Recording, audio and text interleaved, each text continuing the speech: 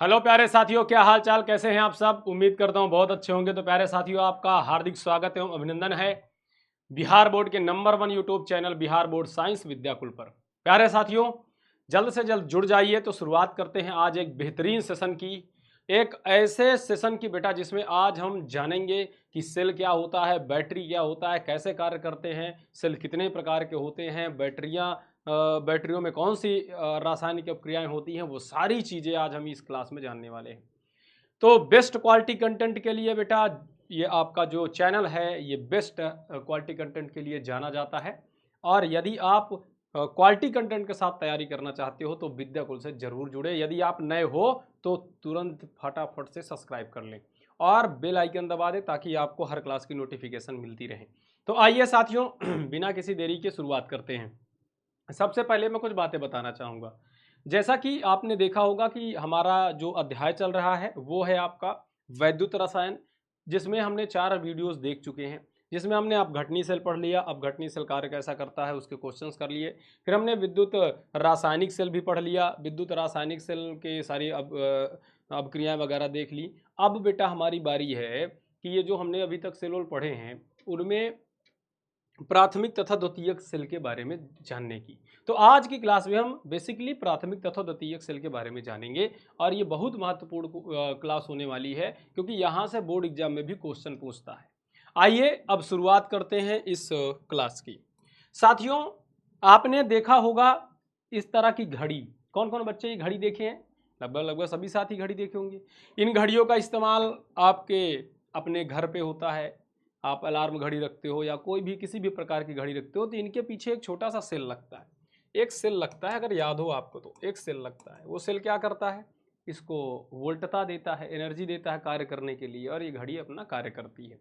तो आज हम जानेंगे कि इस घड़ी के पीछे जो सेल लगता है वो सेल कैसे कार्य करता है और उसे कहते क्या हैं, उसके अंदर अभिक्रियाएं कैसे होती हैं, वो सारी चीजें आज हम इस वीडियो में जानने वाले हैं।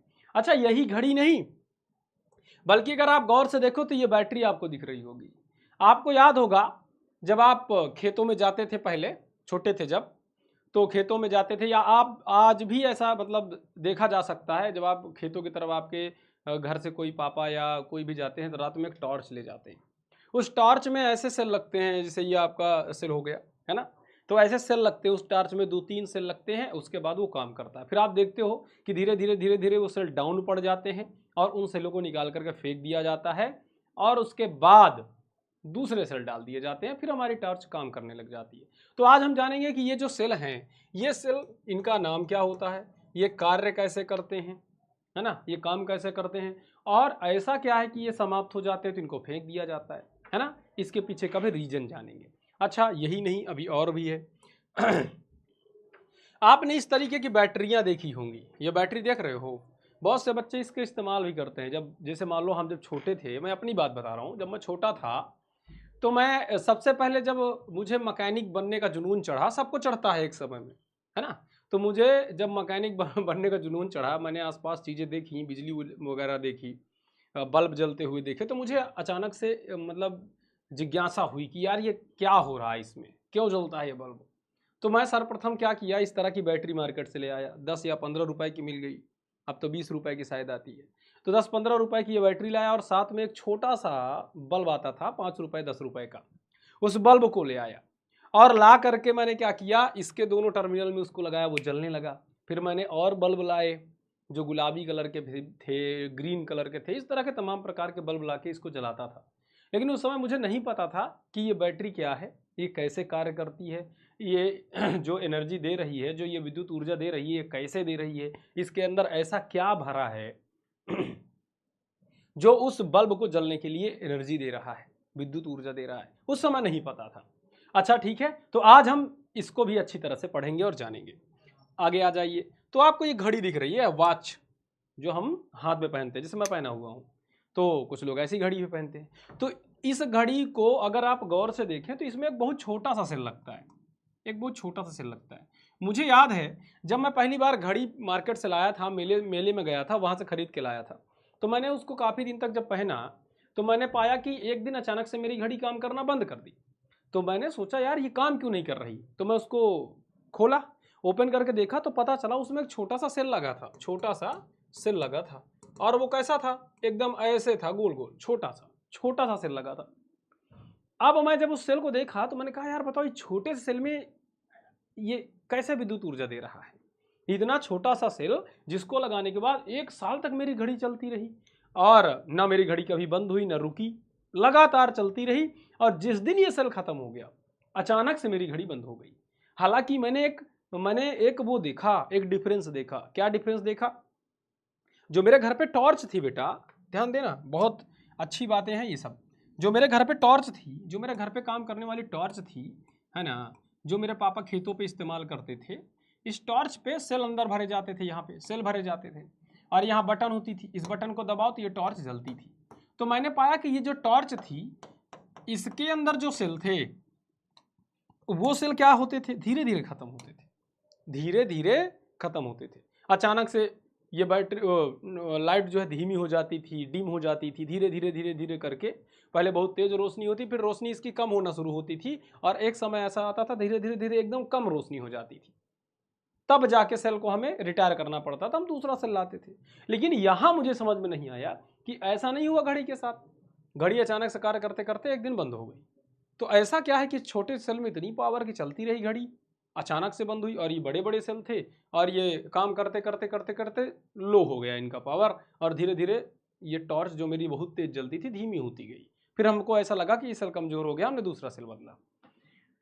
तो आज हम जानेंगे कि इसकी घड़ी के पीछे जो सेल लगा होता है वो कौन सा सेल है, और उसमें इतनी एनर्जी आती कहाँ से, उसके अंदर क्या रहता है, बनता कैसे है।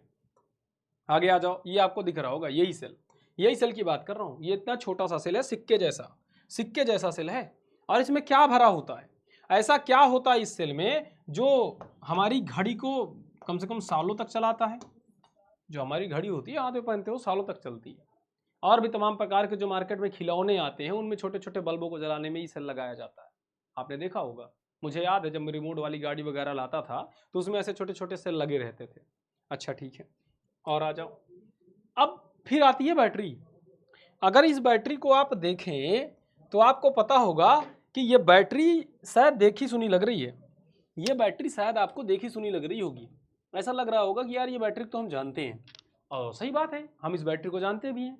आपको याद होगा, आपके घर में अगर ट्रैक्टर हो, आपके घर में अगर ट्रैक्टर होगा तो आपको ये बैटरी के बारे में पता होगा। आपके घर में कार होगी तो ये बैटरी के बारे में पता होगी। आपके घर में यदि इन्वर्टर होगा तो आपको ये बैटरी के बारे में पता होगा। अच्छा, इस बैटरी में हम क्या देखते थे कि सेल जो हम घड़ी में लगाते थे या टॉर्च में लगाते थे वो जब काम करना बंद कर दे तो फेंक दिया जाता था। लेकिन इस बैटरी में हमने देखा कि यार इस बैटरी को पहले लगा दो, ये काम करती है। पहले जैसे हमने इससे मान लो बल्ब ही जलाया तो बल्ब जलता रहेगा, जब बल्ब जलना बंद हो जाएगा तो दोबारा से हम इसको चार्ज कर लेते थे।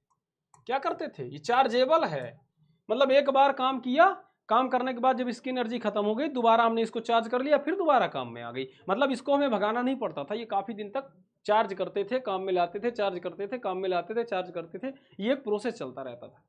तो ऐसा क्या है इस बैटरी के अंदर जो ये ऐसे ही चलती रहती थी, जो कि इनके साथ नहीं होता था, इन सेलों के साथ ऐसा नहीं होता था। ये एक बार काम किए फेंक दिए गए। लेकिन इसमें ऐसा क्या था, इसमें ऐसा क्या था कि ये बार बार काम में आ रही है। एक बार काम किए, दोबारा से जब खत्म हो गया हमने फिर इसको चार्ज कर दिया, चार्ज करने के बाद फिर ये काम करने लग गई। तो इसके पीछे का भी आज पूरा हम सिस्टम समझेंगे। हाँ, उसके बाद आगे आ जाओ। अब आपको ये एक बैटरी और दिख रही होगी जिसके बारे में अभी मैंने पीछे बात की है ना, ये वही बैटरी है जो मैं पीछे अभी बता रहा था आपको, है ना, ये वही बैटरी है। अच्छा, अब आ जाइए बैटरियों के बारे में जानते हैं विस्तार से, डिटेल से। देखिए, जो बैटरियां होती हैं बेटा, या जिसको सेल कहा जाता है, सेल को ही हम बैटरी कहते हैं। जो हमारी बैटरी या सेल होता है, ये 2 या अधिक गैल्वनी सेल को श्रेणी क्रम में जोड़ने से बनता है। क्या क्या करने से, 2 या 2 से अधिक गैल्वनिक सेलों को अगर हम श्रेणी क्रम में जोड़ दें तो बन जाता है। जैसे बेटा मेरे पास जब टॉर्च होती थी, अगर आपको याद हो, आपके घर में सबके टॉर्च होती थी ना, तो इस टॉर्च में कितने सेल भरे जाते थे? आपको अगर याद हो तो आपको पता होगा कि इस टॉर्च के अंदर सर 2 या 3 सेल भरे जाते थे। कितने? 2 या 3 सेल भरे जाते थे। जितनी बड़ी टॉर्च होती थी उतने सेल मतलब भरे जाते थे। किसी साल से टॉर्च में 4 भी सेल भरे जाते थे, लंबी टॉर्च होती थी। तो उनको क्या किया जाता, श्रेणी क्रम में भर दिया जाता था, तो ये पूरी बैटरी के काम करते थे। मतलब 2-3 सेल भर देते थे और पूरा एक बैटरी बन जाती थी और ये हमारा टॉर्च काम करने लगता था और हमको लाइट इससे मिलता था, रोशनी मिलती थी। तो वही कह रहा हूं कि जो हमारी बैटरी होती है, बैटरियों में 2 या 2 से अधिक गैल्वेनिक सेल श्रेणी क्रम में जुड़े रहते हैं। अब गैल्वेनिक सेल क्या है? वही गैल्वेनिक सेल जिसमें रासायनिक ऊर्जा विद्युत ऊर्जा में परिवर्तित होती है, जिसमें रसायन होता है और बिजली बना करके देता है। और आपको याद हो तो पीछे मैं पढ़ा चुका हूं। तो आगे आइए, तथा इनमें होने वाली रेडॉक्स अपक्रिया, और इनमें जो रेडॉक्स अपक्रिया होती है, जैसे कि गैल्वेनिक सेल में मैंने बताया था कि एनोड की तरफ ऑक्सीकरण और कैथोड की तरफ अपचयन की अपक्रिया होती है, और दोनों अपक्रियाओं को जब साथ में जोड़ दिया जाता है तो उसे रेडॉक्स कहते हैं। क्या कहते हैं? रेडॉक्स। क्योंकि रिडक्शन और ऑक्सीडेशन दोनों को जोड़ेगा तो रेडॉक्स बनेगा, तो इसके अंदर भी रेडॉक्स अपक्रिया होती है। तो वही कह रहा है कि इनमें होने वाली रेडॉक्स अपक्रियाओं से रासायनिक ऊर्जा को विद्युत ऊर्जा में बदला जाता है। रेडॉक्स ऐसे नहीं मिल जाता, इसके अंदर जो रसायन भरा है वो क्या करता है, वो उसके जो इसके गैल्वेनिक सेल के अंदर रसायन होता है उसमें 2 प्रकार की अपक्रियाएं होती हैं, एनोड की तरफ ऑक्सीकरण, कैथोड की तरफ अपचयन, और दोनों अपक्रियाएं जब साथ साथ होती हैं तो उसको कहा जाता है रेडॉक्स अपक्रिया। और जब रेडॉक्स अपक्रिया होती है तब जाके विद्युत जनरेट होता है या बिजली या करंट बनता है, और वही करंट फिर हमारे इस्तेमाल में आता है। ठीक है, तो आगे आ जाओ। एक अच्छी बैटरी में कुछ विशेष गुण होने चाहिए। अगर मान लो हमको एक अच्छी बैटरी चाहिए, अच्छी बैटरी, तो आपके अकॉर्डिंग क्या गुण होने चाहिए? सबसे पहला तो गुण ये होना चाहिए कि वो छोटी हो और ज्यादा देर तक चले, है ना। तो आइए इन गुणों को देखते हैं। सबसे पहला गुण, वजन में हल्की हो। छोटी हो का मतलब वजन में हल्की हो। भाई मान लो बहुत बड़ा सेल है, किसी काम का नहीं हमारे, बहुत बड़ा नहीं, हमको छोटा चाहिए, जितना छोटा हो उतना अच्छा। तो पहली बात तो वजन में हल्की हो। दूसरी, कीमत और आकार छोटा हो। भैया कीमत भी बहुत ज़्यादा नहीं चाहिए ना हमें, कि मान लो 10,000 की बैटरी लेके हम क्या करेंगे, हम सोच रहे हैं कि उतना ही काम करने वाली अगर हमें कोई छोटी बैटरी मिल जाए कम दाम में तो भी अच्छा है। तो कीमत और आकार छोटा होना चाहिए। स्थिर वोल्टता की विद्युत धारा दे। स्थिर वोल्टता बोले तो स्थिर वोल्टता का मतलब होता है कि जैसे मान लो, स्थिर वोल्टता का मतलब समझना, जैसे मान लो मैंने एक सेल लिया या एक बैटरी बनाई। मान लो मेरे पास ये एक बैटरी है, क्या है, बैटरी है। अब अगर मान लो ये 2 वोल्ट का करंट दे रही है, कितना, 2 वोल्ट का करंट दे रही है। अब ये जब तक चले तब तक 2 ही वोल्ट का करंट दे, ऐसा नहीं कि कभी ये 3 वोल्ट का दे दी, कभी ये 0.1 वोल्ट दे रही है, कभी 1 वोल्ट दे रही, कभी 2 वोल्ट दे रही। ऐसी बैटरी नहीं चाहिए हमें कि पता लगा हम टॉर्च में लगा दिए, कभी हमारी टॉर्च बहुत तेज जल रही, कभी टॉर्च हमारी धीमी जल रही है। ऐसा नहीं चाहिए हमें। हमें कैसा चाहिए, हमारे लिए सबसे अच्छा क्या है कि भैया एक स्थिर विद्युत देती रहे। अगर 1 वोल्ट का दे रही है तो 1 ही वोल्ट का जब तक वो चले तब तक देती रहे। अगर 2 वोल्ट का दे रही है तो जब तक चले 2 वोल्ट का देती रहे। तो हमारे लिए अच्छी बात है कि वो स्थिर हो।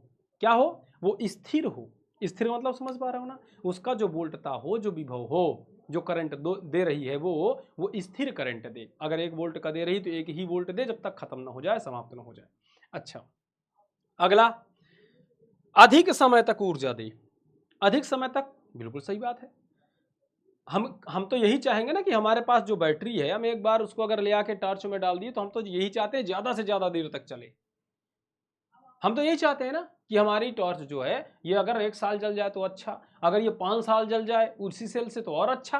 तो हम तो यही चाहेंगे ना कि ज्यादा से ज्यादा विद्युत ऊर्जा हमको दे। तो कुल मिलाकर के इतनी पॉइंट ऐसे हो गए कि बैटरी अच्छी, सीधा सीधा एक अच्छी बैटरी में क्या क्या विशेषताएं या क्या क्या विशेष गुण होने चाहिए। आशा करता हूं कि ये बात आपको अच्छे से समझ में आ गई होगी। आइए अब आगे चलते हैं। अगला देखिए, थोड़ा इसको गौर से पढ़िएगा और बात को समझने का प्रयास करिएगा। कह रहा है कि बैटरियां जो होती हैं बेटा, जो बैटरियां होती है वो 2 प्रकार की होती है। कितने प्रकार की होती है? 2 प्रकार की। अब आप सोचोगे सर 2 प्रकार की? हाँ बेटा 2 प्रकार की होती है। कौन कौन सी? तो भैया एक होती है आपकी प्राथमिक बैटरी, एक होती है प्राथमिक बैटरी और एक होती है संचायक या द्वितीयक बैटरी। एक होती है प्राथमिक बैटरी और एक होती है बेटा द्वितीयक बैटरी। अब आप सोच रहे होंगे सर जी प्राथमिक द्वितीयक का मतलब क्यों, ऐसा क्यों है कि इसको 2 कैटेगरी में बांटा गया, इसके पीछे का रीजन बता दीजिए। तो साथियों जरा गौर से देखें, प्राथमिक बैटरी कौन होती है। सबसे पहली बात, प्राथमिक बैटरी जो होती है इसे पुनः आवेशित नहीं किया जा सकता। यानी कि प्राथमिक बैटरी या प्राथमिक सेल भी इसे कह सकते हो।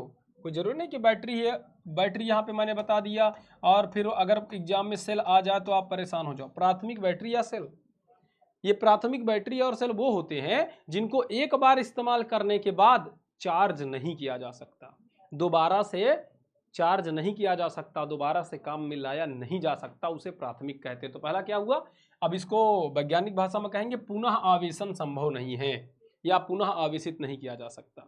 जैसे घड़ी वाला सेल, आप जब तक लगा घड़ी में काम किया, ठीक है ना, निकाल के फेंक दिए। जैसे आपके टॉर्च वाला सेल काम किया जब तक, ठीक है ना, निकाल के फेंक दिए। तो ये सब क्या है, प्राथमिक सेल। उदाहरण इनके जैसे शुष्क सेल और मरकरी सेल, जैसे शुष्क सेल और मरकरी सेल, अभी हम इनको पढ़ेंगे विस्तार से। तो ऐसे सेल जिनको एक बार उपयोग में लाने के बाद दोबारा उपयोग में नहीं लाया जा सकता, वो प्राथमिक सेल हैं। क्यों नहीं लाया जा सकता, कारण क्या है? क्योंकि बेटा इनमें जो रासायनिक समीकरण होता है या जो रासायनिक अपक्रिया होती है बेटा, वो अनुत्क्रमणीय होती है। क्या होती है? अनुत्क्रमणीय। एक बार रासायनिक ऊर्जा विद्युत ऊर्जा में बदल गई तो दोबारा से विद्युत ऊर्जा देकर के रासायनिक ऊर्जा में नहीं बदला जा सकता। सीधी सीधी बात। एक बार ये सेल अगर हमने काम में ले लिया तो क्या होता है, इस सेल के अंदर रासायनिक ऊर्जा विद्युत ऊर्जा में बदलती है। इसके अंदर जो रसायन भरा होता है वो बिजली बना करके देता है। और जैसे ही सारा रसायन में पूरी अपक्रिया खत्म हुई, पूरा रसायन विद्युत दे चुका, दोबारा से फिर वो विद्युत ऊर्जा देने पर रासायनिक ऊर्जा उसमें नहीं बनेगी। दोबारा से सोचे हम काम में ले लें तो नहीं ले सकते। ऐसे सेल को क्या कहा जाता है? उत्क्रमणीय। क्योंकि एक ही बार इसमें अपक्रिया होती है, एक ही दिशा में, रासायनिक ऊर्जा से विद्युत ऊर्जा दे दिया, काम खत्म, एक ही दिशा में अपक्रिया होती है। अच्छा, द्वितीयक सेल कौन है? द्वितीयक सेल वो हैं जो चार्जेबल हैं, जैसे बैटरी जो ट्रैक्टर वगैरह में लगती है, चार्जेबल है। कैसे? इनका पुनः आवेशन संभव है, इनको चार्ज किया जा सकता है। एक बार काम में लाए, जैसे ही हमने देखा काम करना इसने बंद कर दिया, दोबारा से उसको हम चार्ज कर लिए, फिर हमारे काम में आने लगा। तो बेटा ये क्या है? चार्जेबल हैं। दूसरी बात, उदाहरण कौन कौन से हैं? जैसे सीसा संचायक सेल और निकिल कैडमियम सेल, ये क्या होते हैं? द्वितीयक बैटरी। इनको आप दोबारा भी इस्तेमाल कर सकते हो, इनको बैटरी भी कह सकते हो, यहाँ पे द्वितीयक सेल भी लिख सकते हैं क्वेश्चन में, तो घबराना मत। और ऐसा क्यों है? क्योंकि इसमें एक बार रसायन, जैसे मान लीजिए इसके अंदर भी रसायन भरा होता है, एक बार रासायनिक ऊर्जा विद्युत ऊर्जा में बदल गई तो दोबारा से इसको विद्युत ऊर्जा देकर के फिर से रासायनिक ऊर्जा प्राप्त की जा सकती है। एक बार इसकी विद्युत ऊर्जा क्या हुई, अभिक्रिया के फलस्वरूप एक बार इसकी जो रासायनिक ऊर्जा है, जो रसायन भरा है, वो अभिक्रिया के फलस्वरूप विद्युत ऊर्जा दे रहा है, विद्युत ऊर्जा में बदल रहा है। और जैसे ही पूरी अपक्रिया खत्म हुई, पूरा का पूरा रासायनिक ऊर्जा विद्युत ऊर्जा में बदल गई, तो काम करना बंद कर दिया। हमने क्या किया, दोबारा से उसको फिर चार्ज किया, दोबारा से फिर उसको विद्युत ऊर्जा दिया, और जब दोबारा से विद्युत ऊर्जा दिया तो फिर से वो उसमें हमें रासायनिक ऊर्जा प्राप्त हुई। अब बाद में जब हमने भी उसको विद्युत ऊर्जा दे दी तो फिर से उससे रासायनिक ऊर्जा प्राप्त की जा सकती है। अर्थात इस सेल को चार्ज करके पुनः उपयोग में लाया जा सकता है। इसके अंदर अपक्रिया कैसी होती है? एक नंबर का पूछा जाता है, द्वितीयक सेल में कैसी अपक्रिया होती है? तो बता देना, उत्क्रमणीय अपक्रिया होती है, दोनों दिशाओं में अपक्रिया होती है। एक बार विद्युत ऊर्जा से रासायनिक ऊर्जा, रासायनिक ऊर्जा से विद्युत ऊर्जा, दोनों में अपक्रिया होती है, तो इसीलिए इसको द्वितीयक सेल कहा जाता है। बताइए यहाँ तक हो गया हो तो इस पॉइंट को, इन बातों को सारे बच्चे नोट कर लेंगे तो ज्यादा अच्छा रहेगा। चलिए, बहुत अच्छे साथियों, बहुत अच्छे कमेंट आ रहे हैं। और देखिए, अगर वीडियो पसंद आए तो लाइक करके ज़रूर बताइएगा, क्योंकि आपका एक लाइक मुझे बहुत ज़्यादा मोटिवेशन देता है, बहुत ज़्यादा मोटिवेशन देता है साथियों। आगे चलते हैं, आगे आ जाओ। अब सबसे पहले जानेंगे प्राथमिक बैटरी। प्राथमिक बैटरी क्या है? प्राथमिक बैटरी क्या होती है? जो प्राथमिक बैटरी होती है बेटा, वही बात अब शुरू करते हैं यहाँ से, ध्यान से देखना, यहाँ से शुरू कर रहे हैं प्राथमिक से। पहले हम शुष्क सेल और मरकरी सेल पढ़ेंगे, उसके बाद फिर हम आ जाएंगे सीसा संचायक और निकिल कैडमियम पढ़ेंगे। तो आइए शुरुआत करते हैं प्राथमिक सेल से। अब जो प्राथमिक बैटरियां या सेल हैं, ये कौन से हैं? ध्यान देना, इन बैटरियों द्वारा रासायनिक ऊर्जा को विद्युत ऊर्जा में बदला जाता है। क्या किया जाता है? रासायनिक ऊर्जा को विद्युत ऊर्जा में बदला जाता है, पहली बात। फिर देखो, परंतु विद्युत ऊर्जा को पुनः दोबारा से रासायनिक ऊर्जा में नहीं बदला जा सकता। मतलब एक बार इसको अगर हमने काम में ले लिया तो दोबारा से इसे चार्ज नहीं किया जा सकता। Point to be noted milord. आगे आ जाइए। इन सेलों में होने वाली रासायनिक अभिक्रियाएं अनुत्क्रमणीय हैं। क्यों? क्योंकि एक ही दिशा में हो रहा है। विद्युत ऊर्जा से रासायनिक ऊर्जा से विद्युत ऊर्जा तो प्राप्त हुई, परंतु अब दोबारा से हम उसको विद्युत ऊर्जा नहीं दे सकते, तो एक ही दिशा में अभिक्रिया हो रही थी। ये कैसा है? ये अनुत्क्रमणीय होती है। अर्थात जब रासायनिक अभिक्रिया पूर्ण हो जाती है तब यह विद्युत उत्पादन बंद कर देता है। और जैसे ही रासायनिक अभिक्रिया पूर्ण हुई तो ये बिजली नहीं देगा, कहेगा ना बाबू अब हम ना दे पाएंगे, अब तो हमको फेंक ही दो। आगे आ जाओ। अर्थात वे सेल जिन्हें पुनः आवेशित नहीं किया जा सकता प्राथमिक सेल कहलाते हैं। आगे आ जाओ। अब प्राथमिक सेल में सबसे पहला है आपका शुष्क सेल। कौन है साथियों? शुष्क सेल। शुष्क मतलब सूखा हुआ सेल। इसमें द्रव नहीं होता, बहुत नाम मात्र का द्रव होता है, मतलब सूखा रहता है ये, इसमें विलयन नहीं होता। अच्छा ठीक है सर। इसका आविष्कार वैज्ञानिक फ्रांस के वैज्ञानिक, इनका जो आविष्कार करने वाले थे वो फ्रांस के वैज्ञानिक थे। कहाँ के थे बेटा? फ्रांस के वैज्ञानिक जॉर्जेस लेक्लांची। क्या नाम था उनका? जॉर्जेस लेक्लांची ने किया था। किसने किया था? जॉर्जेस लेक्लांची ने किया था। इसीलिए ये शुष्क सेल को हम लेक्लांचे सेल भी कहते हैं, लेक्लांच सेल भी कहा जाता है। ठीक है। किसने किया था इसकी खोज? इसके बारे में या इसकी खोज किसने किया था? तो बेटा इसका आविष्कार फ्रांस के वैज्ञानिक जॉर्जेस लेक्लांची ने किया था। इसीलिए इस शुष्क सेल को लेक्लांचे सेल भी कहा जाता है। सर एक बार दिखा दीजिए ये कौन सा है लेक्लांचे सेल। तो साथियों ये है आपका शुष्क सेल, या फिर इसको लेक्लांचे सेल भी कहते हैं। लेक्लांच सेल, इसको शुष्क सेल या लेक्लांच सेल कहा जाता है। हाँ सर समझ गए, शुष्क सेल मतलब लेक्लांच सेल। हाँ बेटा लेक्लांच सेल। और इसी का आविष्कार किसने किया था? लेक्लांची ने किया था। ये वही वाला है जिसको आप इस्तेमाल करते हो अपने टॉर्च में। कहाँ इस्तेमाल करते हो? अपने टॉर्च में इस्तेमाल करते हो। ये वही वाला सेल है। अच्छा ठीक है सर, अब ये काम कैसे करता है इसके बारे में बताइए। तो सबसे पहले मैं आपको बताना चाहूँगा एक चित्र के माध्यम से, फिगर के माध्यम से। आप थोड़ा गौर से देखिएगा। देखिए इसमें सबसे पहले हमारे पास एक जिंक का पात्र होता है। क्या होता है साथियों? एक जिंक का पात्र होता है। ऐसे सारे बच्चे बनाएंगे, ज़्यादा अच्छा रहेगा। ये हम शुष्क सेल बना रहे हैं। ठीक है, शुष्क सेल क्या होता है? ये क्या है? जिंक का पात्र। जिंक का पात्र, ये किसका पात्र है साथियों? ये जिंक का पात्र है। ठीक है, ये कैसा है? ये जिंक का पात्र है।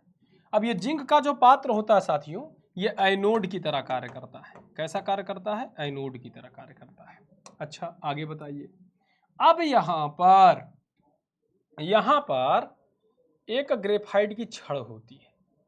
क्या होती है साथियों? एक ग्रेफाइट की छड़ लगी होती है। ये क्या है? ग्रेफाइट की छड़। ग्रेफाइट की छड़।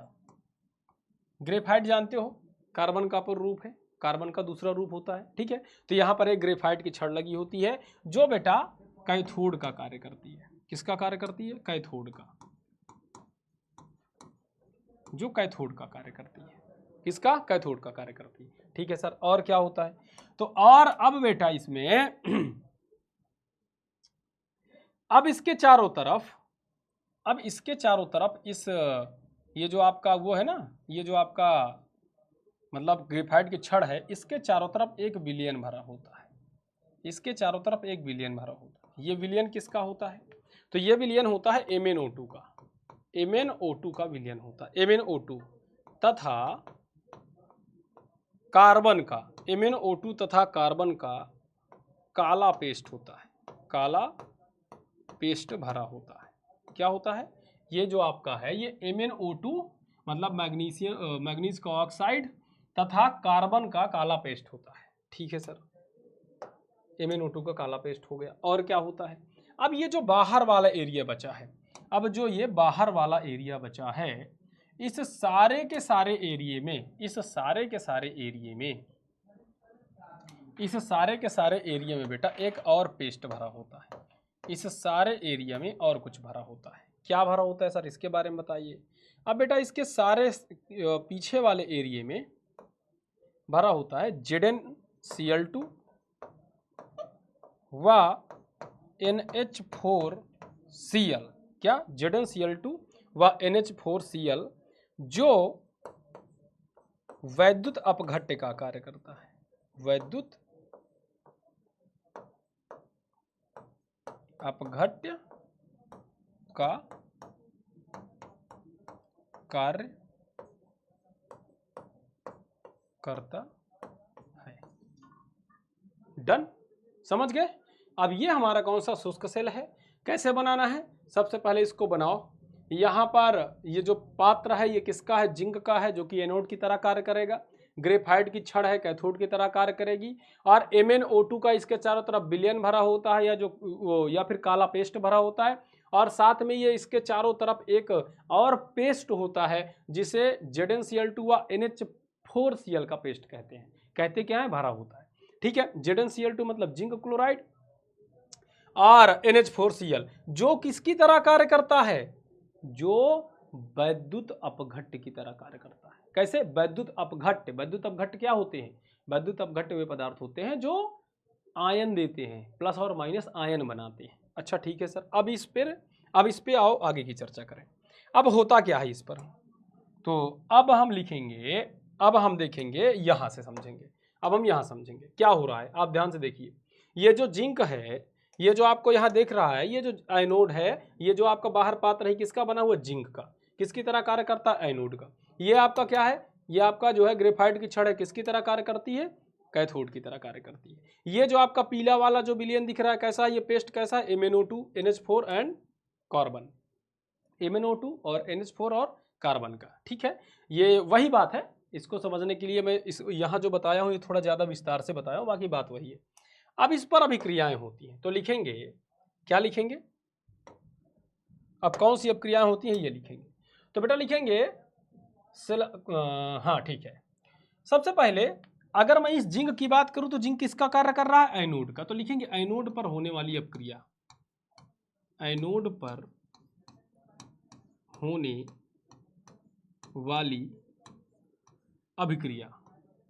एनोड पर कौन सी अभिक्रिया होती है, जल्दी कोई बच्चा मुझे कमेंट में बताए। जैसे कि मैंने पीछे आपको पढ़ाया हुआ है, एनोड पर कौन सी अभिक्रिया होती है, ऑक्सीकरण की। कौन सी अभिक्रिया होती है साथियों, ऑक्सीकरण की अभिक्रिया होती है। एनोड पर कौन सी अभिक्रिया होगी, ऑक्सीकरण की। अब यहाँ ये बताएं एनोड किसका बना हुआ है, तो सर जिंक का बना हुआ है। किसका, जिंक का। तो जिंक क्या है, सॉलिड है। ये क्या करेगा, ये Zn2+ आयन देगा, आयनों में टूटेगा और 2 इलेक्ट्रॉन का त्याग करेगा। ये कौन सी अपक्रिया हो गई, एनोड वाली अपक्रिया हो गई, या एनोड की तरफ की अपक्रिया हो गई। अच्छा, अगर मैं आगे की बात करूं कैथोड की अपक्रिया, तो कैथोड पर क्या होता है, कैथोड पर क्या होता है, सभी बच्चे जानते हैं सर, अपचयन होता है। कैथोड पर क्या होता है, अपचयन। कैथोड पर कौन सी अपक्रिया होती है, अपचयन की। कैथोड पर अपचयन की अपक्रिया होती है, अपचयन। कैथोड पर कौन सी अपक्रिया होती है, अपचयन की अपक्रिया होती है। कैथोड का कार्य कौन कर रहा है, कैथोड का कार्य कर रहा है ग्रेफाइट रॉड। कैथोड का कार्य यहां पर कौन कर रहा है साथियों, ग्रेफाइट रॉड। लेकिन ये ग्रेफाइट रॉड कहां पर है, सर ये विलयन में डूबा हुआ है। किस पर डूबा हुआ है, सर ये विलयन में डूबा हुआ है। अच्छा, विलयन किसका है, सर NH4Cl का है। किसका है विलयन, ध्यान से देखें, NH4Cl का है। तो NH4Cl किसमें टूटेगा, अरे सर NH4Cl की अगर मैं चर्चा करूं तो NH4+ में टूटेगा और Cl- में टूटेगा। NH4Cl को अगर देखा जाए, NH4Cl तो किस में टूटेगा, NH4Cl किस में टूटेगा, तो सीधी सीधी बात है NH4+ में टूटेगा और Cl- में टूटेगा। तो यहां से निकलेगा NH4+, क्या निकलेगा, NH4+। क्या करेगा, अपचयित होगा, अपचयन करेगा। अपचयन का मतलब इलेक्ट्रॉन को ग्रहण करना। यहां पर एक प्लस है तो एक ही इलेक्ट्रॉन ग्रहण करेगा और क्या बनाएगा वो बाद में देखेंगे। समस्या यहां पर है कि जिंक ने कितना इलेक्ट्रॉन का त्याग किया था, 2 इलेक्ट्रॉन का। कितने इलेक्ट्रॉन का त्याग किया था? 2 इलेक्ट्रॉन का त्याग किया था। और यहाँ पे NH4 कितना इलेक्ट्रॉन ले रहा है? 1 इलेक्ट्रॉन ले रहा है। 1 इलेक्ट्रॉन लेकर के ये क्या बनाएगा? NH3 बनाएगा, ठीक, NH3 बनाएगा। और यहाँ पे 4 हाइड्रोजन है, 1 हाइड्रोजन का त्याग कर देगा, क्योंकि हाइड्रोजन इसको इलेक्ट्रॉन देकर के जुड़ा है, साझेदारी करके जुड़ा है। अब 1 हाइड्रोजन यहाँ से निकाल देगा। लेकिन यह हाइड्रोजन अकेला कहाँ जाएगा? अकेला हाइड्रोजन स्टेबल नहीं है, इसलिए हमें इसके दो अणु लेने पड़ेंगे। फिर ये 2 इलेक्ट्रॉन ग्रहण करेगा और 2 इलेक्ट्रॉन ग्रहण करके 2NH3 बनाएगा और H2 गैस निकालेगा। क्या करेगा? H2 गैस निकालेगा। परंतु सर हमने कभी देखा नहीं H2 गैस निकलते हुए। अब ये जो H2 गैस निकली है ये इसके अंदर ही अभिक्रिया कर लेगी MnO2 से। किससे अभिक्रिया करेगी? ये MnO2 से अंदर ही अभिक्रिया करेगी और ये आंतरिक सेल की अभिक्रिया हो जाती है। अच्छा ठीक है सर, ये तो एनोड और कैथोड की तरफ होने वाली अभिक्रियाएं हैं। अब पूरी सेल अभिक्रिया बता दीजिए, संपूर्ण सेल की अभिक्रिया। संपूर्ण सेल अभिक्रिया क्या होगी? संपूर्ण सेल अभिक्रिया, तो आइए संपूर्ण सेल अभिक्रिया को देखते हैं। संपूर्ण सेल अभिक्रिया क्या होगी? आइए सीधा सीधा ये बताइए। इधर 2 इलेक्ट्रॉन से 2 इलेक्ट्रॉन कैंसिल, क्या बचा? सर Zn बचा। सर जिंक बचा है। जिंक कौन सा है? सॉलिड वाला बचा है।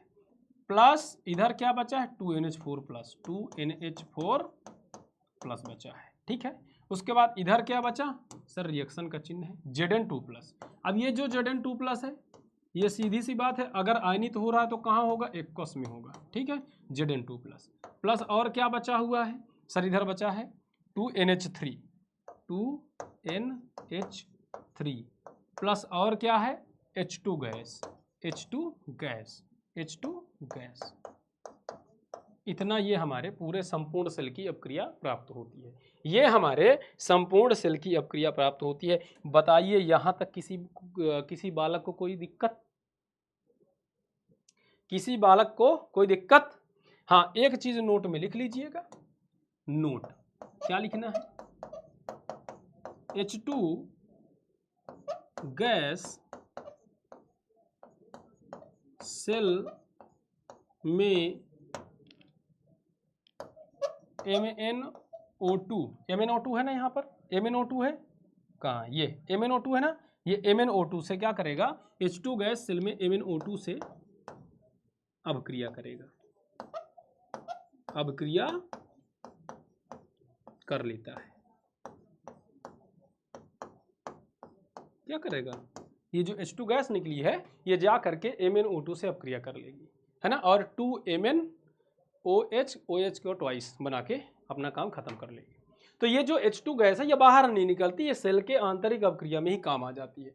तो बस बोर्ड एग्जाम में सीधा सीधा ये पूछा जाता है, ये प्रश्न आता है। क्या आता है प्रश्न कि भैया शुष्क सेल किसे कहते हैं? तो आपको ये बताना है। इसका आविष्कार फ्रांस के वैज्ञानिक जॉर्जेस लेग्रांजी ने किया था सबसे पहले। ये और दिखता कैसे है? तो ऐसे दिखता है। और इसमें एनोड और कैथोड कौन होता है? तो भैया इस तरह से पूरी तरह से आप बता सकते हैं कि एनोड और कैथोड कौन होता है। ये आपका सेल मैंने बना के दिखा दिया है। और साथ में इसमें होने वाली अभिक्रियाएं इस तरह से होती हैं जैसे कि मैंने अभिक्रिया करके दिखाया।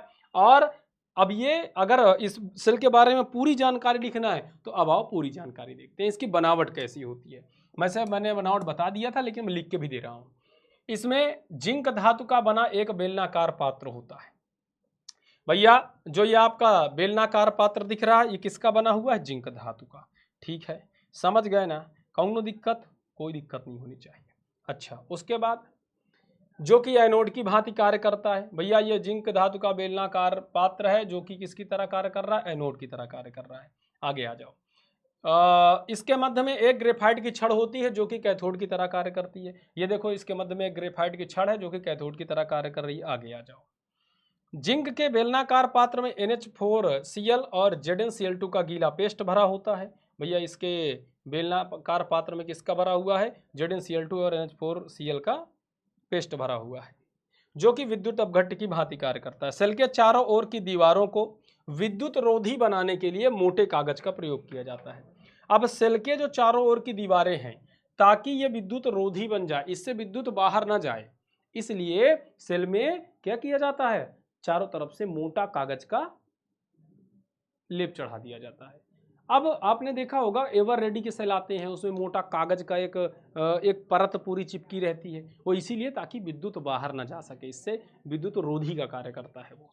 इस पर होने वाली अपक्रिया कौन कौन सी हैं, मैंने ये सारी अपक्रिया भी आपको बता दी, ये अपक्रिया आप लोग नोट कर लीजिएगा। अब आगे आते हैं, अब इस सेल के दोष क्या होते हैं। ये सेल बहुत अच्छा नहीं होता, इसमें कुछ दोष भी होते हैं, इसमें कुछ कमियां भी होती हैं। अब उन कमियों को भी हम देखेंगे। भैया हम सिर्फ अच्छाइयाँ नहीं देखते, हम कमियां भी देखते हैं, ठीक है।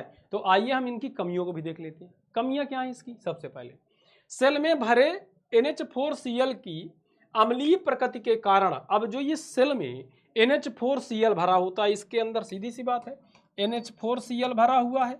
अब ये NH4Cl क्या है, अम्लीय प्रकृति का है, और अम्लीय प्रकृति का है तो ये धातु से क्या करेगा, ये धातु से क्या करेगा, धातु से क्रिया करेगा, धातु से क्रिया करेगा और धातु का क्षरण होगा या धातु खराब हो जाएगी।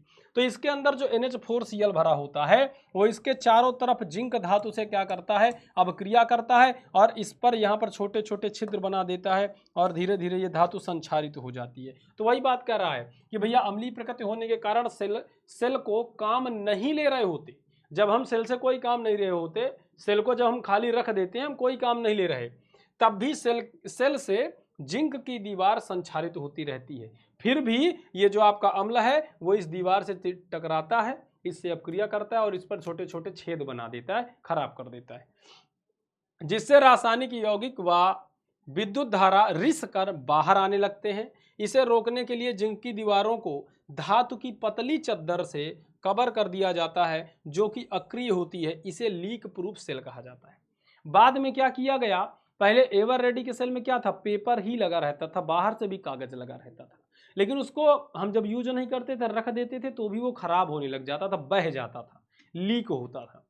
उस लीकेज से बचने के लिए फिर निप्पो कैसे लाने लगे मार्केट में, या ड्यूरा कैसे लाने लगे, उन्होंने क्या किया, बाहर से एक कवर चढ़ा दी स्टील की या कोई ऐसे धातु की जो अक्रिय है, और चारों तरफ एक पतली कवरिंग कर दी जिससे वो रिस करके बाहर ना आए और सेल हमारा प्रूफ रहे, कवर प्रूफ रहे, और उससे वैद्युत प्रूफ हो जाए, बिजली बाहर ना आए और उसके अंदर का रसायन बाहर ना निकल सके। तो उसके चारों तरफ एक कवर चढ़ा दिया गया।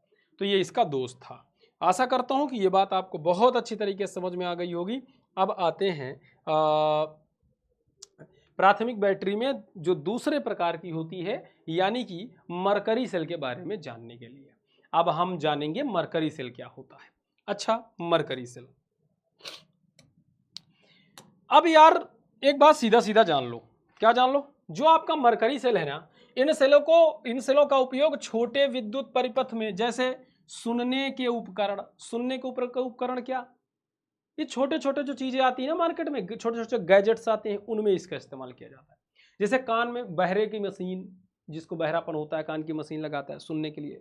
अच्छा, यही नहीं, बहरे की मशीन मतलब आपका ब्लूटूथ हो गया, आपका जो हेयर बैंड हो गया, नेक बैंड हो गया, जो आप गले में लटका के ऐसे लगा लेते हो ना, उन सब में इसका इस्तेमाल किया जाता है। तो कैसा है, जैसे सुनने के उपकरण, घड़ी में भी इस्तेमाल किया जाता है, जो आपकी घड़ी होती है ना, घड़ी, कैमरा, जो आपका कैमरा चल रहा है, इस पर भी इसका इस्तेमाल किया जाता है। कैलकुलेटर, छोटे गैजेट्स जितने हैं, जितने छोटे गैजेट्स हैं सब में कैलकुलेटर, जो आप देखते हो ना कैलकुलेटर मार्केट में, पैसा वैसा अकाउंट करने के लिए, उस पर भी इसका इस्तेमाल किया जाता है। तो ये कैसा है, ये छोटे सेल होते हैं। इन सेलों में जिंक मरकरी अमलगम, मतलब जिंक का, और मरकरी का मतलब जिंक, और साथ में Hg, इनका अमलगम भरा होता है। क्या भरा होता है, अमलगम, अमलगम, जिंक और मरकरी आपस में मिलकर अमलगम बनाते हैं। इनका अमलगम एनोड का कैसा कार्य करता है, इनका अमलगम भरा होता है जो एनोड का, तथा HgO मतलब जिंक का जो मरकरी का ऑक्साइड है, वो कार्बन का पेस्ट कैथोड का कार्य करता है। अभी आप कंफ्यूज हो रहे होंगे, मैं आपको चित्र से समझाता हूं। देखिए, यह है हमारे पास मरकरी सेल, ये हमारे पास मरकरी सेल। अब ये मरकरी सेल कैसा होता है, ध्यान से देखिएगा। अब यहां पर जो आपको दिख रहा है एनोड कैप, ये एनोड कैप का मतलब क्या, ये एनोड कैप का मतलब है बेटा कि यहां पर ये जो आपको ये एक द्रव जैसा दिख रहा है ना, ये जो एनोड कैप दिख रहा है आपको, ये यहां पर ये एनोड का कार्य करता है। अब एनोड का कार्य कौन कर रहा होता है, ध्यान से देखिएगा, कहाँ गया, हाँ, इन सेलों में जिंक मरकरी अमलगम। अब बेटा इस सेल को आप अगर गौर से देखें, इस सेल को आप गौर से देखें तो ये चारों तरफ से देखो ये कवर किया गया है, ये चारों तरफ से क्या किया गया है, कवर किया गया है, नीली नीली आपको ये एक वो दिख रही होगी, नीली नीली कवरिंग, इसको एनोड कैप कहा जाता है। मतलब ये एनोड को ढक के रखा है, इसका मतलब इसके अंदर जो भी चीज भरा है उसमें एनोड की अपक्रिया होती है। इस कवरिंग के अंदर जो भी भरा है उसमें एनोड की अपक्रिया होती है। कौन सी अपक्रिया होती है, एनोड की। अब इसके अंदर भरा क्या है, तो आपको ये लाल वाला भाग दिख रहा होगा, इस लाल वाले भाग में भरा हुआ है, क्या भरा है, तो साथियों ध्यान से देखिएगा, इस लाल वाले भाग के अंदर जो एनोड का कार्य करता है वो भरा हुआ है Hg और साथ में कॉपर। क्या भरा है, अच्छा, मरकरी और अमर, जिंक और मरकरी, सॉरी बेटा कॉपर नहीं है, जिंक है, कॉपर भी ले सकते हैं लेकिन यहां पर जिंक दिया गया तो जिंक ले लो। तो क्या बना, भरा हुआ है जिंक और मरकरी, मरकरी जिसको आप पारा बोलते हैं, तो जिंक और पारे का अमलगम भरा होता है। तो यहां पर क्या भरा है, जिंक और पारे का अमलगम, जिसको हमने चारों तरफ से ढक दिया है एनोड कैप से। ठीक है, फिर आगे आ जाओ। अच्छा एक बात और ध्यान रखना, ये एनोड का कार्य करता है, किसका कार्य करता है, एनोड का। आगे आ जाओ। अब तथा HgO मतलब मरकरी का ऑक्साइड व कार्बन का पेस्ट कैथोड का कार्य करते हैं। अब ध्यान से देखो, अब इधर क्या है बेटा, ये आपका जो ये नीचे वाला भाग दिख रहा है, ये नीचे वाला भाग, ये बेटा कैथोड का कार्य करता है। किसका कार्य करता है, कैथोड का। किसका कार्य करता है, कैथोड का। क्यों कार्य करता है कैथोड का, तो इसमें क्या भरा होता है सर, तो बेटा इसमें याद रखना, इसमें भरा होता है HgO मतलब मरकरी का ऑक्साइड तथा कार्बन का पेस्ट। क्या क्या भरा होता है, मरकरी का ऑक्साइड तथा कार्बन का पेस्ट भरा होता है, जो कि एनोड का कार्य करता है। किसका कार्य करता है, एनोड का कार्य करता है। दोनों इलेक्ट्रोडों के मध्य KOH व ZnO का पेस्ट भरा होता है, जो कि विद्युत अपघट्ट की भांति कार्य करता है। विद्युत अपघट्ट कौन, जो टूटेगा और आयन देगा, प्लस और माइनस आयन में टूटेगा। कौन कौन, KOH व जिंक ऑक्साइड। अब इन दोनों के मध्य बोले तो कहां पर, इन दोनों के मध्य बोले तो जो ये वाला भाग है, ये वाला भाग, ये जो आपको भाग दिख रहा है, ये वाला, ये पीला वाला भाग, ये वाला जो भाग आपको दिख रहा है, अगर आप अच्छे से देख पा रहे हो तो ये वाला जो भाग दिख रहा है, ये विद्युत अपघट्ट की भांति कार्य करता है। और ये होता क्या है, इसमें होता क्या है, तो इसमें साथियों होता है KOH। क्या होता है, KOH पोटेशियम हाइड्रोक्साइड, जो कि K प्लस में टूट जाता है और OH माइनस में टूट जाता है और विद्युत अपघट्ट का कार्य करता है। आशा करता हूं कि ये सारी बातें आपको अच्छे से समझ में आ गई होंगी। आ रही है ना, हाँ आ रही है ना, बिल्कुल। अब इसमें अपक्रिया कैसे होती है, और यह दिखता कैसा है, तो जब ये कवरिंग ओवरिंग हो जाती है तो इस प्रकार का सेल दिखता है। अब इसमें अपक्रिया कैसे होती है, ध्यान से देखेंगे। अब इसमें अपक्रिया कैसे होती है, ये सेल आपको बनाना है और सारे बच्चे अगर चाहेंगे तो बहुत आराम से बन जाएगा, कोई दिक्कत नहीं होगी। अच्छा तो बेटा यहाँ पर एनोड का कार्य कौन कर रहा है, एनोड पर कौन सी अपक्रिया होगी सर, ऑक्सीकरण की अपक्रिया होगी। एनोड पर कौन सी अपक्रिया होगी, ऑक्सीकरण की अपक्रिया होगी। कौन सी, ऑक्सीकरण की। अच्छा ठीक है, चलो एनोड का कार्य कौन कर रहा है, तो एनोड का कार्य कर रहा है, ध्यान से देखना, इधर जिंक क्या कर रहा है, जिंक है, और Hg मतलब Hg आपका मरकरी हो गया, तो हम यहाँ पे जिंक लेते हैं। तो जिंक क्या करेगा, सीधी सी बात है, जिंक है सॉलिड, कैसा है, सॉलिड फॉर्म में है, यहाँ पर भरा हुआ है, सॉलिड फॉर्म में भरा हुआ है। अच्छा जिंक के साथ अगर देखा जाए तो आयनों में कौन टूट रहा है, तो सर यहाँ पे K है और OH है, जो कि आयनों में टूट रहा है। कौन टूट रहा है आयनों में, विद्युत अपघट्ट का कार्य कौन कर रहा है, K प्लस और OH माइनस। तो बेटा ये जिंक क्या करेगा, ये जिंक जो है OH से, किससे, OH से जाके अपक्रिया करेगा, किससे करेगा, OH माइनस से। किससे करेगा बेटा, ये जो जिंक है आपका, ये वाला जो जिंक है, ये जाएगा इसके अंदर जो ये विलयन है, चूंकि ये टूट चुका है K प्लस और OH माइनस से, OH माइनस में, तो ये जाएगा OH माइनस से अपक्रिया करेगा।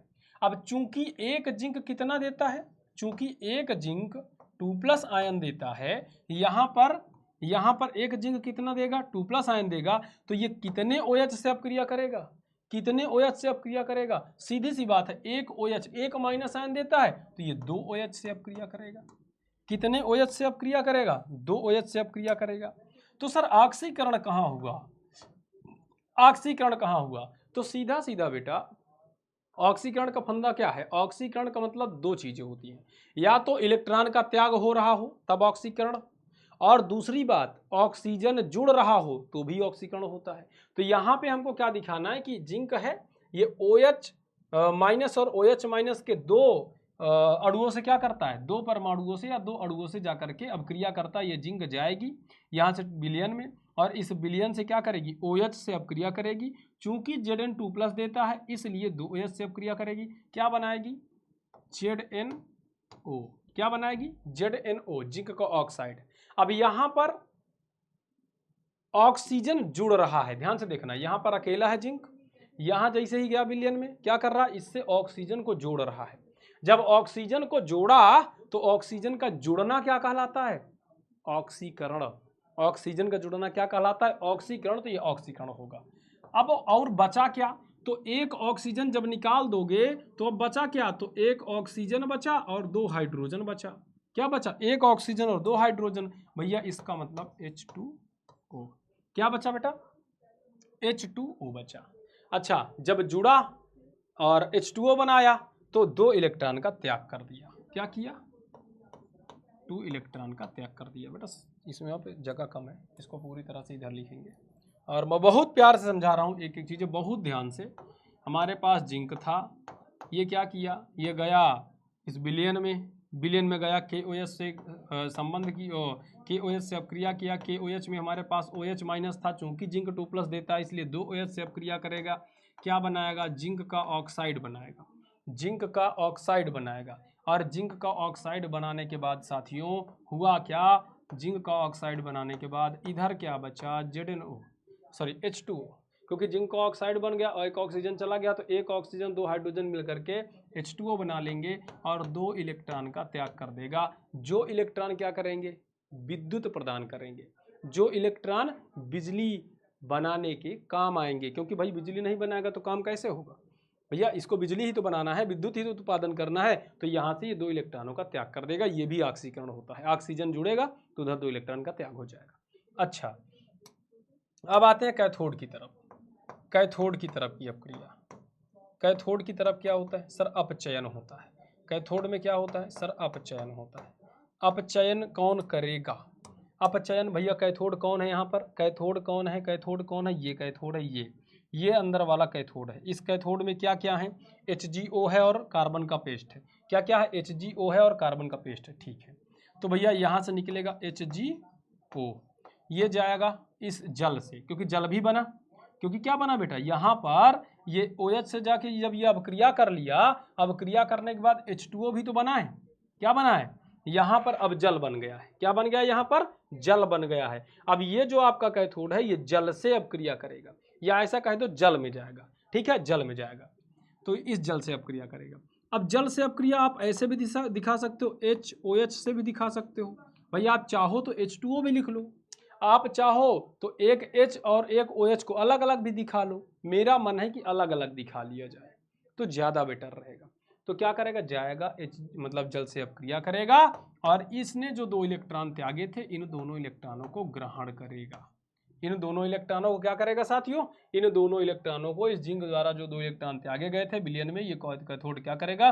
उन दोनों इलेक्ट्रॉनों को ग्रहण करेगा। जैसे कि रासायनिक सेल में होता था, कैथोड जाता था, कैथोड से मतलब पदार्थ जाता था और क्या करता था? ग्रहण करता था इलेक्ट्रॉनों को। तो ठीक यहाँ से भी निकल करके जाएगा जल में और क्या करेगा? जिंक तरफ से जो आ रहा है उसको ग्रहण करेगा। ग्रहण करके क्या बनाएगा भैया? ग्रहण करके Hg बनाएगा, मतलब सॉलिड हो जाएगा। क्या बनाएगा? सॉलिड हो जाएगा। याद है ना कैथोड में विद्युत रासायनिक सेल में कौन निकल के जाता था? कॉपर निकल के जाता था और सॉलिड हो जाता था। तो सेम ये निकल करके जाएगा और क्या हो जाएगा? सॉलिड हो जाएगा। ऐसे समझ लो, सॉलिड बन जाएगा। और सॉलिड बनने के बाद बचा क्या? इधर बचा क्या? अच्छा ठीक है, अभी सर उधर बचा क्या उसको देख लेते हैं। तो इधर क्या था? एक ऑक्सीजन था। इधर क्या था? एक OH था। अब ये एक ऑक्सीजन और इसमें जोड़ोगे तो फिर से ये यही नहीं बन गया? OH OH है ना? तो सीधा सीधा कह सकते हो 2OH। कैसे? ध्यान से देखना, ये Hg क्या हुआ, सॉलिड हो गया और ऑक्सीजन का त्याग कर दिया। जब ऑक्सीजन का त्याग किया तो ये ऑक्सीजन कहाँ गया, इनके पास। अब एक OH है, ये ऑक्सीजन गया, इससे जुड़ गया, एक OH और बन गया। अब इसको हम सीधा सीधा क्या लिख सकते हैं, 2OH। बात समझ में आ गई क्या, 2OH लिख सकते हैं, ठीक है। अब सर सेल की संपूर्ण अपक्रिया बता दीजिए। अब देखो सेल की संपूर्ण अपक्रिया, सेल की संपूर्ण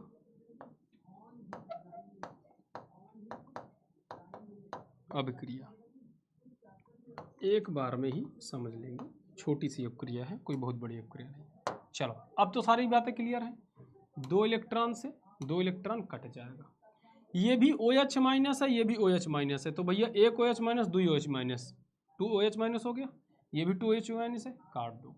भैया ये भी जल है, H2O है, और इसको भी देखो ये भी H2O है, 2 H और एक ये भी कट गया। सब कुछ तो कट गया, सब कुछ तो कट गया, बचा क्या, कुछ नहीं, कुछ चीजें बची हैं। जिंक बचा है सर, तो लिख लो जिंक प्लस, और क्या बचा, ये तो कट गया, इधर क्या बचा है, ये सारा कट गया, ये बचा HgO, HgO मरकरी का ऑक्साइड। उसके बाद इधर आ जाओ, इधर क्या बचा है, ZnO जिंक का ऑक्साइड, और क्या बचा हुआ है सर, Hg बचा प्लस Hg। तो ये हमारे संपूर्ण सेल की अपक्रिया होगी।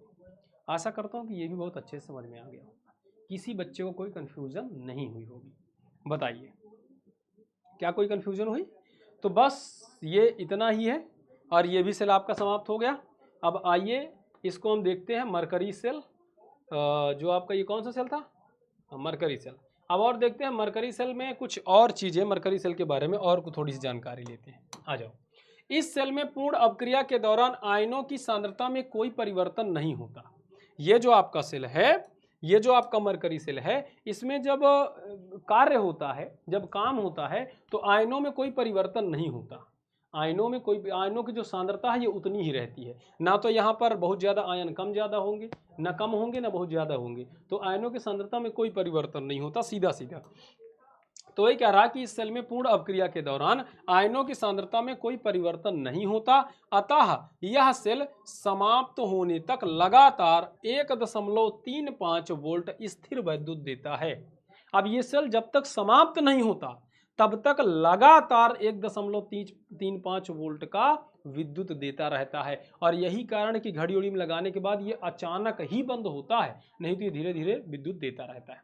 अच्छा ठीक है, इस सेल को काम में लेने के बाद इस प्रकार नष्ट किया जाना चाहिए ताकि प्रदूषण न हो। क्यों, क्योंकि इस सेल में जो आपका Hg भरा हुआ है, जो मरकरी भरा हुआ है ना बेटा, वो एक विषाक्त पदार्थ है, तो उसको जब भी नष्ट करें, जब भी घड़ी वाले सेल को फेंके, तो ऐसी जगह में फेंके जहां पे प्रदूषण ना हो सके, क्योंकि वो विषाक्त पदार्थ होता है। अब बेटा आते हैं द्वितीयक बैटरी में, लेकिन अब द्वितीयक बैटरी पढ़ेंगे नेक्स्ट वीडियो में, क्योंकि हमारे पास समय बहुत कम है और ये 1 घंटे का वीडियो हो गया, फिर आपको बोरिंग भी लगने लगेगा। तो एक काम करते हैं यार, सारी चीज़ें एक बार दोहरा लेते हैं, आज हमने क्या क्या पढ़ा। तो आज हमने क्या क्या पढ़ा, सारी चीज़ें दोहरा लेते हैं। सबसे पहले हमने देखा कि जो बैटरियाँ हैं सर, जो बैटरियाँ हमने पढ़ना शुरू किया, जो बैटरियाँ हैं उनको हमने पढ़ना शुरू किया। बैटरियाँ कितने प्रकार की होती है हमने देखा, प्राथमिक बैटरी और द्वितीयक। प्राथमिक और कौन सी होती है, द्वितीयक, ठीक है, द्वितीयक 2 प्रकार की होती है। फिर प्राथमिक 2 प्रकार की हुई, कौन कौन सी, एक शुष्क सेल हो गया, और एक कौन सा हुआ, एक हो गया एक कौन सा हो गया, मरकरी। एक शुष्क हो गया, एक मरकरी सेल हो गया, मरकरी सेल 2 प्रकार के होते हैं। आज हमने इन्हीं दोनों के बारे में पढ़ा। सबसे पहले हमने किसके बारे में पढ़ा, पहला सबसे पहला हमने पढ़ा शुष्क सेल के बारे में, थोड़ा एक बार में रिवीजन करेंगे तो कन्फ्यूजन दूर होता है इससे। शुष्क सेल के बारे में पढ़ेंगे।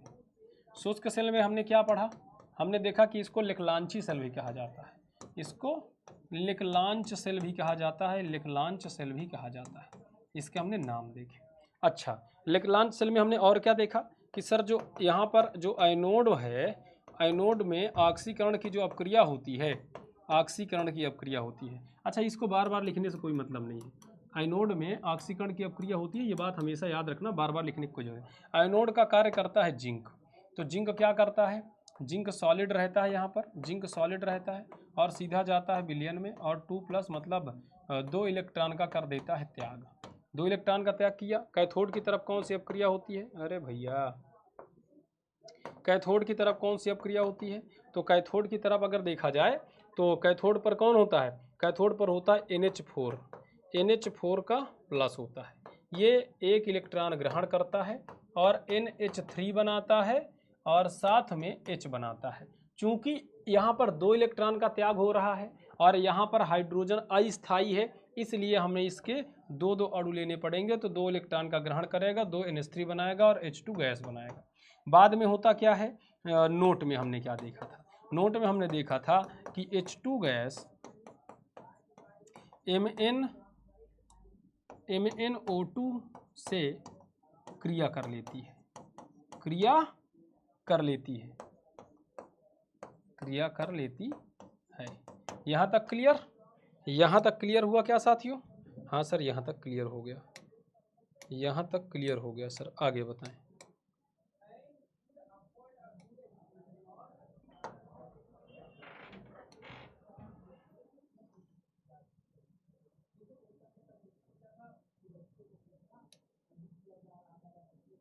ये क्या है भाई? हो गया, हटो, चलो तुम्हारा काम खत्म। ठीक है, ये हमने पढ़ा, ठीक। फिर हमको क्या देखना है सर? द्वितीयक सेल। द्वितीयक सेल की थोड़ी अपक्रिया बड़ी है, तो अब यहाँ से हम देखेंगे द्वितीयक सेल। क्या देखने वाले हैं? द्वितीयक सेल। आ जाओ। द्वितीयक सेल में क्या होता है? द्वितीयक सेल 5 मिनट लेंगे, इससे ज़्यादा नहीं लेंगे। द्वितीयक सेल, द्वितीयक सेल। द्वितीयक सेल में हमने क्या देखा? द्वितीयक सेल में हमने क्या देखा? एनोड का काम कौन करता है द्वितीयक सेल में? एनोड का काम। एनोड का काम कौन कर रहा होता है द्वितीयक सेल में? अभी हमने देखा था एनोड का काम यहाँ भी करता है जिंक। कौन करता है साथियों? जिंक। जिंक क्या करता है? OH से जाके मिलता है। कितने OH से? 2 OH- से मिलता है और क्या बनाता है?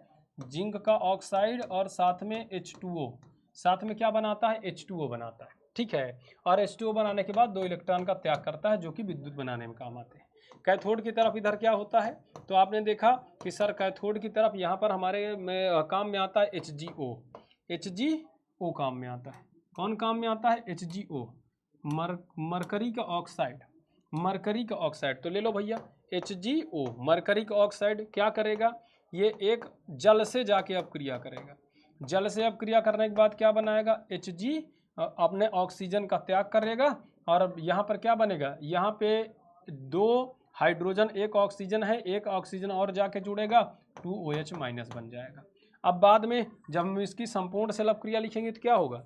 संपूर्ण सेल अपक्रिया लिखेंगे तो क्या होगा? संपूर्ण सेल अपक्रिया। तो संपूर्ण सेल अपक्रिया क्या होती है इसकी, यही देखना है, यही आपको रिपीट करना था। आइए देखते हैं संपूर्ण सेल अपक्रिया। भैया 2 इलेक्ट्रॉन से 2 इलेक्ट्रॉन क्या करेगा? अच्छा, हमने यहाँ पे दिखाया नहीं क्या? अच्छा, ये चीज़ें थोड़ा ध्यान देना। ये 2 इलेक्ट्रॉन ग्रहण करेगा तभी तो अब चयन की क्रिया होगी। 2 इलेक्ट्रॉन से 2 इलेक्ट्रॉन कट गया।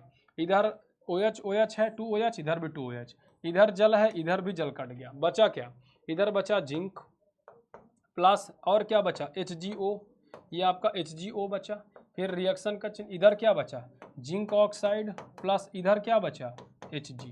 बेटा ये पूरी तरह से कंप्लीट, और यही चीज़ें आज हमने पढ़ी हैं। अब हम अगले क्लास में हम देखेंगे द्वितीयक सेल के बारे में। तो आशा करते हैं कि आपको ये क्लास बहुत अच्छे से समझ में आया होगा, और उम्मीद करते हैं कि आप अगली क्लास भी हमारी अटेंड करोगे। और ज़रूर बताना बेटा कि वीडियो कैसा लगा। तब तक के लिए हमको दीजिए इजाज़त। जय हिंद, जय भारत, लव यू ऑल।